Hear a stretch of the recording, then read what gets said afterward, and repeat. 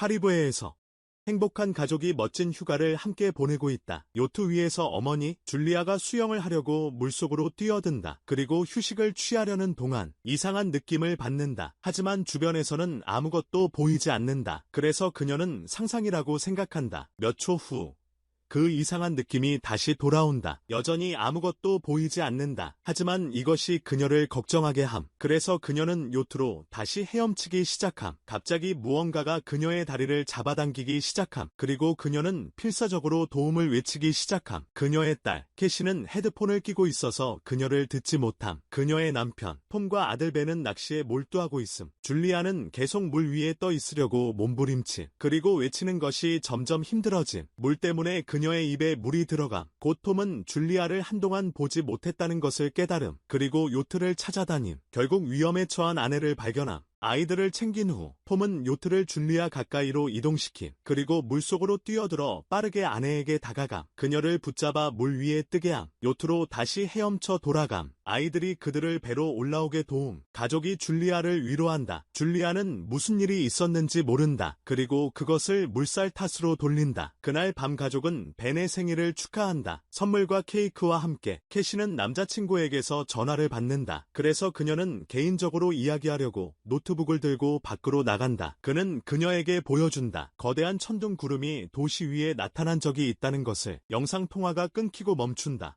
캐시가 가족에게 달려가 무슨 일이 있었는지 말해. 그리고 톰은 육지에서 너무 멀리 떨어져 있어서 그 순간 좋은 신호를 받지 못했다고 탓해. 그들은 소리를 듣고 밖으로 나가 고래떼가 지나가는 것을 발견해. 톰은 고래들이 지구의 자기장을 따른다고 설명해. 하지만 폭풍이 이상현상을 일으킬 때 혼란스러운 고래들이 폭풍을 따라 해안으로 이동함. 그러나 갑자기 요트가 흔들리며 벤이 넘어짐. 톰은 걱정함. 무언가가 요트를 손상시켰을 가능성을 생각함. 그래서 더 자세히 보기 위해 다이빙함. 몇 초간 탐색한 후 톰은 어깨에 상처를 입고 수면 위로 올라옴. 줄리아가 상처를 꿰매. 톰은 뒤에서 무언가를 느꼈다고 설명함. 그가 돌아섰을 때 프로펠러에 베였어. 그 근처에 수영하던 무언가는 정말 컸어. 하지만 그는 그것을 볼 수 없었어. 톰이 발견한 것은 요트의 심각한 손상이었어. 그래서 그들은 도움을 요청해야 해. 줄리아는 반복해서 요트 라디오를 시도해. 캐시는 계속해서 전화로 신호를 찾으려고 해. 소용없어. 갑자기 그녀는 이상한 생물에 놀라. 하지만 그건 벤이 마스크를 쓰고 장난치는 것. 결국 요트가 고장나서 바다 한가운데에 멈춰버림. 줄리아가 라디오에서 목소리를 찾음. 하지만 전부 알아들을 수 없는 소음. 톰이 물과 음식이 4일치 있다고 말함. 그래서 낚싯배가 지나가길 기다려야 한다고 함. 갑자기 레이더가 근처에 뭔가를 감지함. 그리고 가족이 이상한 소리를 들음. 밖으로 뛰어나가서 충격적인 광경을 목격함. 여러 운석이 지구에 떨어짐. 충돌하며 거대한 충격을 만든 운석 하나가 근처 물속으로 떨어짐. 톰이 요트를 다시 움직이게 하려고 서두름. 엔진이 앞으로 나가려고 애쓰는 중 또 다른 운석이 떨어져 그 지역을 강타함. 가족이 두려움에 서로를 붙잡음. 톰이 알아챔. 불덩어리들이 운석이 아님. 그것들은 위성임. 벤이 요트에서 나오는 연기를 가리킴. 톰이 확인하고 엔진이 고장났다고 말함. 바람이 불기 시작함. 가족이 안으로 숨음. 나침반이 이상해지는 것을 알아차리지 못함. 요트가 흔들리고 벤이 다시 넘어지면서 다침. 파도가 요트를 때림. 톰이 고군분투함. 바람을 맞서며 상자에서 구명조끼를 꺼내려고 함. 밖에서 가져와 가족에게 건네? 그 순간 전력이 끊김. 톰이 재빨리 전력 상자 버튼을 누름. 불이 돌아옴. 벤이 줄리아의 코피를 알아챔. 줄리아가 어지러워지기 시작함. 캐시가 싱크대로 달려가 토함. 톰이 계속 라디오를 시도하지만 실패. 갑자기 가족이 높은 음을 들음. 바람이 더 심해짐. 줄리아가 문을 닫으려고 애쓴다. 하지만 해치가 열려버린다. 곧바람이 창문을 깨뜨린다. 톰이 어둠이 덮치기 전에 신호탄을 켠다. 다음 날 아침 가족이 깨어난다. 폭풍을 살아남았다는 사실에 놀란다. 요트는 대부분 파괴되었지만 가족이 밖으로 나가서 발견한 것은 세상의 모든 바다가 사라졌다는 것. 요트는 이제 육지에 갇혀있다. 충격 속에서 사막을 바라본 후 가족은 무엇을 해야 할지 고민함. 캐시는 신호를 찾으려 함. 아무 일도 일어나지 않고 벤은 죽은 개 2마리와 놈. 탐은 나침반을 확인함. 극이 뒤바뀐 것을 알아챔.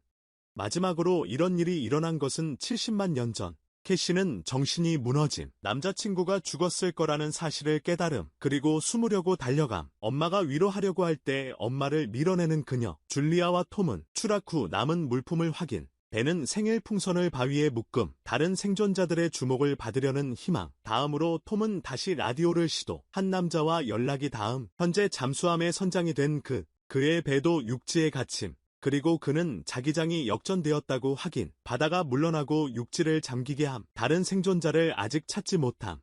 대부분의 통신 시스템이 작동하지 않음. 가끔씩 체계적인 움직임이 있음. 극이 다시 뒤바뀔 것이라고 결론 내림. 바다가 일주일 내로 돌아올 수 있음. 가족에게 가능한 한 높은 곳으로 올라가라고 조언함. 그 일이 일어나면 상황이 폭력적으로 변할 것임. 충돌 중에 동료가 사망함. 잠수함에 3사람의 공간이 있음. 줄리아와 톰이 그를 설득해 아이들을 구하게 함. 그래서 그는 자신의 좌표를 알려줌. 톰이 계산함. 잠수함을 찾는데 이틀에서 3일 걸릴 거라고. 그래서 가족에게 말함. 오늘 밤 푹 자라고.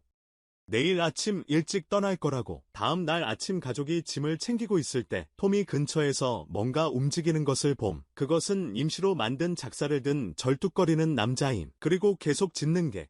톰이 다가가서 그에게 물병을 건냄. 하지만 남자의 언어를 이해하지 못함. 물을 마신 후 낯선 남자가 병으로 톰을 때림. 그리고 그의 얼굴을 발로 참. 겁에 질린 줄리아가 달려옴. 하지만 이미 늦음. 그 남자가 이미 톰의 배를 작살로 찌르고 있음. 톰의 몸이 몇 초간 경련을 일으킨 후 그 남자가 그의 목도 베어버림. 다음으로 남자가 줄리아를 쫓기 시작한다. 그리고 심지어 작살을 던진다. 작살은 그녀의 어깨만 베었다. 이것은 줄리아가 마당으로 달려가는 것을 막지 못한다. 그리고 그녀의 아이들에게 간다. 그녀는 아이들에게 숨으라고 말하며 문을 잠근다. 형제들은 소파 안으로 들어간다. 줄리아는 그들에게 조명탄 총을 건넨다. 그리고 칼을 잡고 욕실에 숨는다. 남자는 문을 두드리며 결국 문을 연다. 그리고 안으로 들어가 음식을 챙기고 요트를 뒤지기 시작해. 결국 화장실로 가.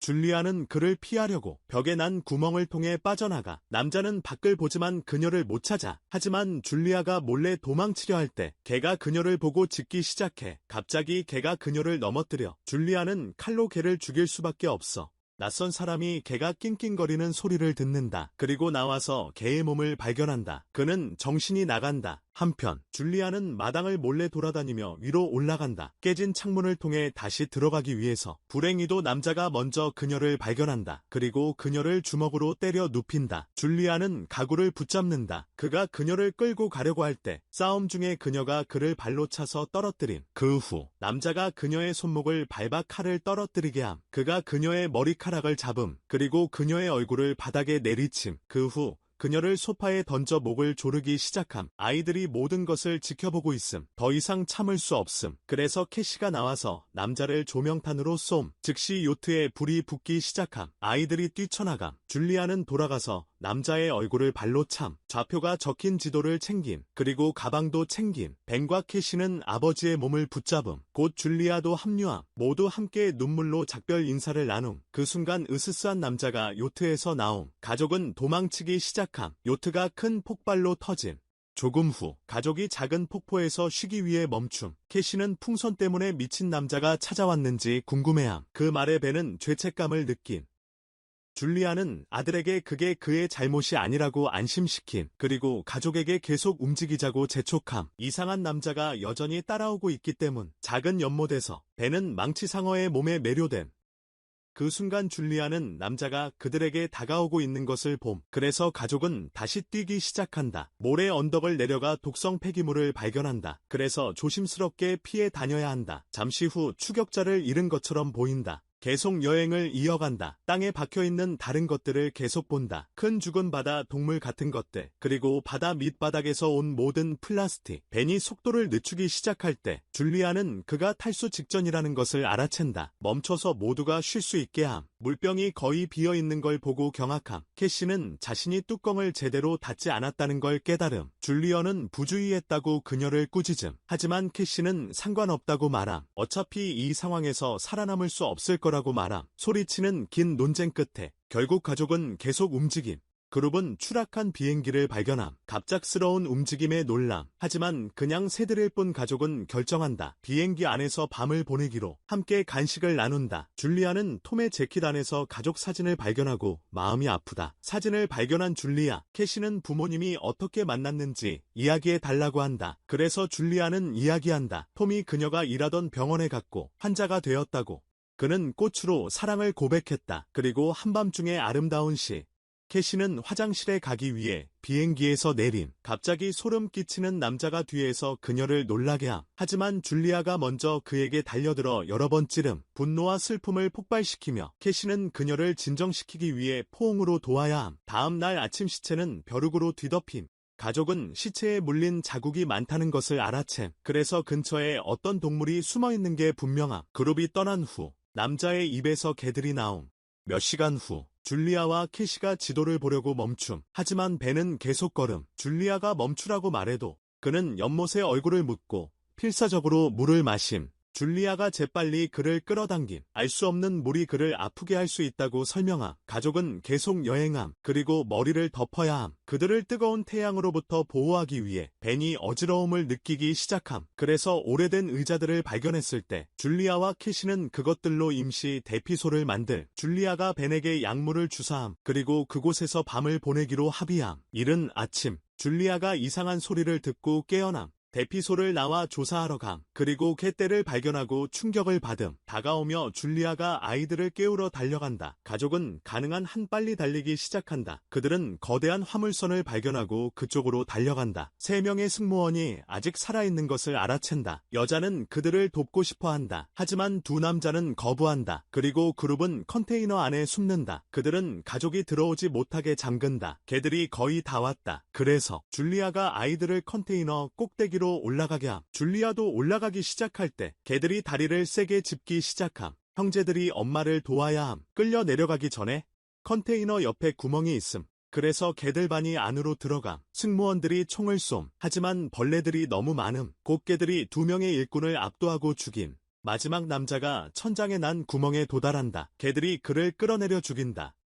그 후 줄리아는 다친 다리를 붕대로 감고 기절한다. 얼마 후 모래폭풍 속에서 깨어나 혼자 남아있는 것을 발견한다. 아이들을 찾으러 내려가며 당황한다. 먼저 죽은 여자의 무기를 챙긴다. 엄마의 비명을 듣고 캐시가 재빨리 돌아온다. 도움을 찾으러 나갔다고 설명한다. 하지만 아무도 찾지 못함. 그 후 벤과 재회함. 벤은 열린 컨테이너를 발견함. 폭풍이 끝날 때까지 쉴 수 있는 곳. 줄리아는 톰의 라이터를 사용해 상처를 지지. 매우 고통스러움.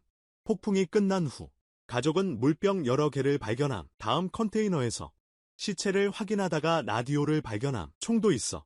줄리아가 지금 전화해서 지도를 잃어버렸다고 알려줘. 대신 지금 절지동물에게 공격당했다고 말해. 심연에서 온 생물들이야. 산소가 그들을 미치게 만든 것 같아. 이제 가족에게 서두르라고 말해. 그의 기구들이 바다가 예상보다 빨리 돌아올 거라고 계산했어. 그래서 몇 시간밖에 없어. 그가 신호탄을 쏜다. 가족은 그 방향으로 걷기 시작한다. 긴 걸음 끝에 가족은 부서진 변기를 발견하고 벤이 그곳에 소변을 본다. 드디어 잠수함이 가까이 보인다. 하지만 거대한 암석지대를 넘어야 한다. 그곳을 지나며 벽이 흔들리고 바위가 떨어지기 시작한다. 거대한 바위가 무너진다. 줄리아가 아이들을 재빨리 밀어낸다. 그리고 짓눌리지 않으려고 뒤로 물러남. 이제 그들 사이에 바위벽이 길을 막고 있음. 줄리아는 아이들에게 자신 없이 계속 가라고 말함. 하지만 캐시는 거부하며 주장함. 엄마가 등반을 시도해야 한다고. 논쟁이 벌어지고 많은 소리치기 끝에 줄리아는 나중에 아이들을 찾겠다고 약속함. 마지못한 캐시는 결국 동생을 끌고 떠남. 아이들은 나머지 바위 지형을 올라감. 그리고 잠수함을 향해 달려감. 밖에서 피 흘리고 있는 걸 발견함. 그는 끝났다고 설명함. 아이들이 잠수함을 가져갈 수 있게 됨. 자리가 하나 남는 걸 깨달음. 캐시는 엄마를 찾으러 다시 돌아감. 그동안 줄리아는 개들이 오는 걸 보고 경악함. 총을 쏘기 시작한 몇 마리를 죽이는데 성공함. 하지만 때가 너무 커서 다 상대할 수 없음. 그 순간 캐시가 벽 위에 나타나 손을 내밀.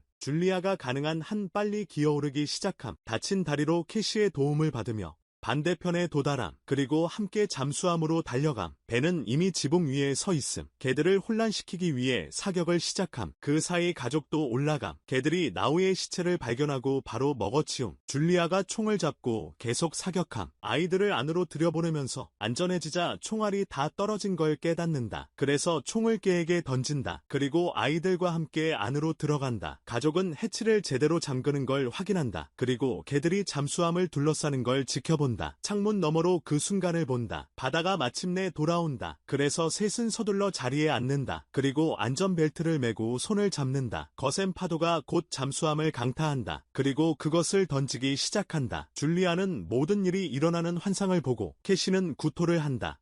곧 높은 음이 다시 들려오고 가족을 기절시킨다. 얼마 후 줄리아와 아이들이 깨어나고 살아있다는 것을 확인하며 기뻐한다. 해치를 열고 밖으로 나간다. 파도가 잠수함을 떨어뜨린 것을 발견한다. 파괴된 도시 속에서 살아남고 재건할 희망이 있다는 뜻. 구독하고 알림 설정해. 그래야 이런 비디오를 더 볼 수 있어. 봐줘서 고마워.